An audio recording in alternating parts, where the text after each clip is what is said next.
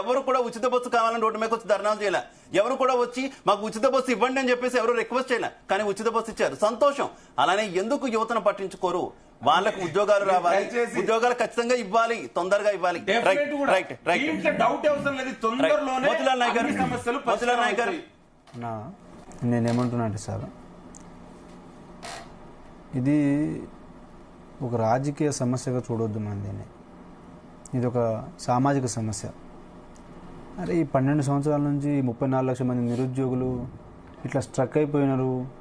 ప్రభుత్వం మారితే అయినా ఉద్యోగాలు వస్తాయని చెప్పేసి మేము ఆశపడ్డాం, వెయిట్ చేసినారు.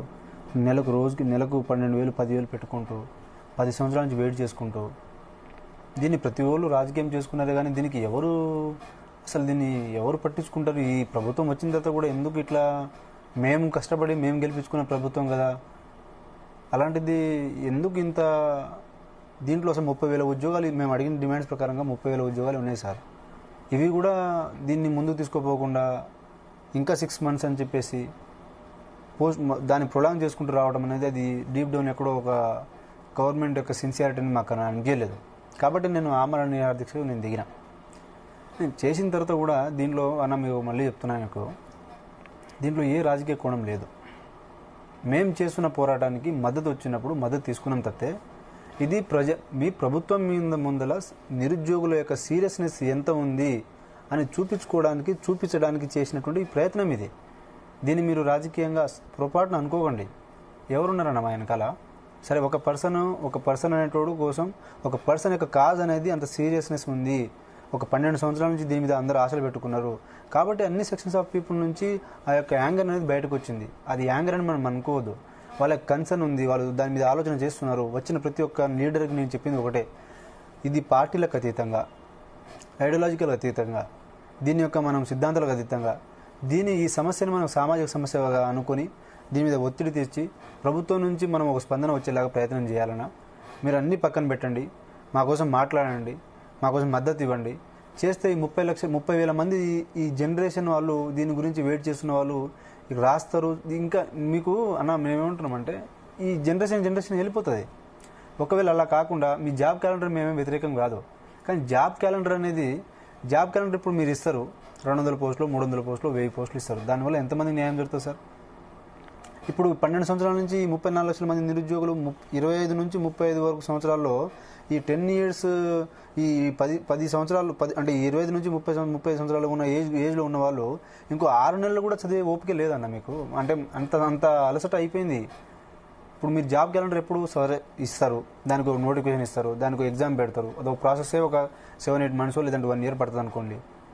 ఆ 1 year వరకు మళ్ళీ చదివే అంత ఓపిక, అంత పేషెన్స్ ఈ ఏజ్ గ్రూప్ వాళ్ళకు ఉన్నదని అనుకుంటున్నారా? ఇది ఏజ్గా అంటే మనం ఒకటి అర్థం చేసుకోవాలంటే ఓపిక అనేది ఈ 2 సంవత్సరాలు చదువుతున్నోడికి అంతే స్ట్రెయిన్ ఉంటుంది.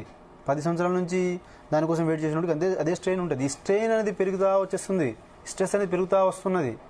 దీనికి ఇప్పుడు ఏమంటున్నామంటే సరే మీరు 6 నెలలు టైం ఉంది, లేదంటే ఎలక్షన్స్ మేనిఫెస్టోలు ఉన్నాయి, అవి ఉన్నాయి, ఇవన్నీ పక్కన పెడదాం సార్. 15 రోజుల నుంచి మీరంతా ఫ్రీ అయినారుగా.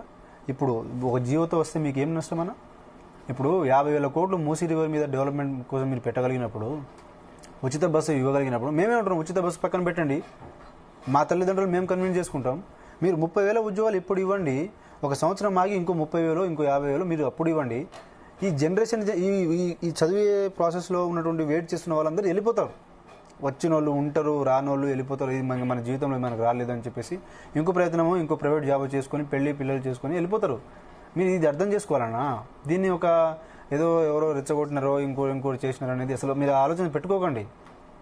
ఎందుకంటే ఇప్పుడు డిఎస్సి ఇప్పుడు 18వ తారీఖు ఉందన్న, పోస్ట్ పోన్ ఎందుకు అడుగుతున్నారు? దానికి ఒక లాజిక్ ఉందిగా. సరే, ఇంత ముందున్న డిఎస్సి వాళ్ళు ఓకే చదువుతున్నారు.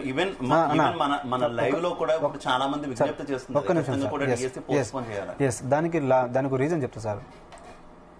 ఇది ఊకే పోస్ట్ పోన్ చేసి రెచ్చగొట్టింది కాదు. ఇది నేను ఆమరణ నిరాదీక్ష చేసినప్పుడు కొన్ని 100 మంది జిల్లాల నుంచి వచ్చినారన్న, కాళ్ళు పట్టుకున్నారన్న.